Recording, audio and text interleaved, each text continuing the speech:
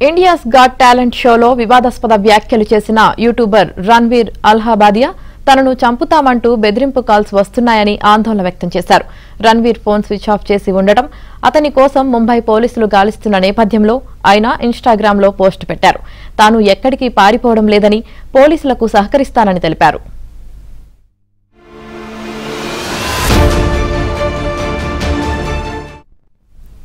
తన కుటుంబాన్ని అవమానపాలు చేస్తానని బెదిరింపులు వస్తున్నాయని, అసలు ఏం జరుగుతుందో తెలియని భయాందోళనలో ఉన్నానని రణ్వీర్ ఆందోళన వ్యక్తం చేశారు.